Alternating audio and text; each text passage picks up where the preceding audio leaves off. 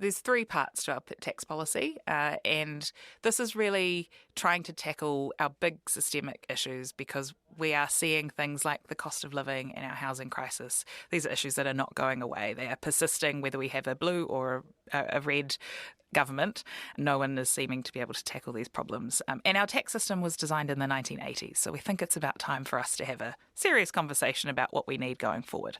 So But everyone gets money sounds great until you work out how to pay for it. Yeah, so the three elements are citizens' income, which is a weekly payment to all adults. That's $370 in line with the job seeker benefit.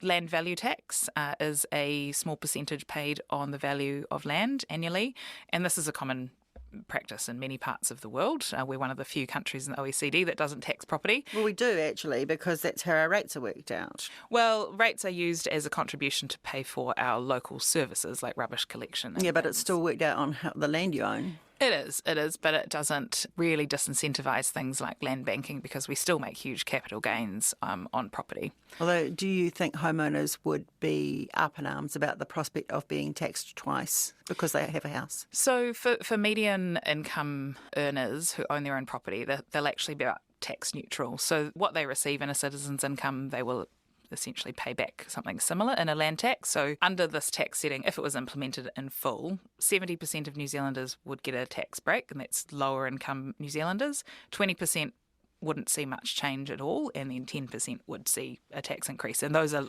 likely to be people who are on high incomes and either own very expensive property or multiple properties. Would this fit under the PAYE system, or would we be introducing a whole level of red tape and bureaucracy to deal with it?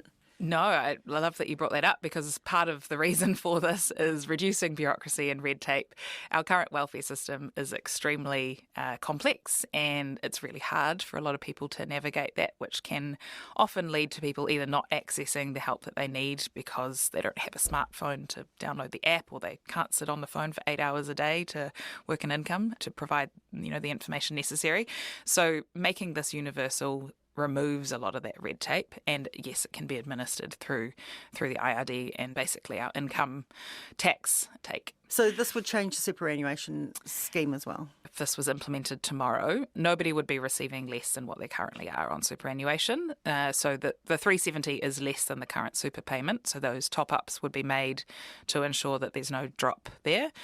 Over time, what we would like to see is a compulsory KiwiSaver scheme brought in, and that's going to take a long time for the people like me today to be turning 65 and be able to retire and potentially be means tested at that point because I've been given the opportunity to save properly.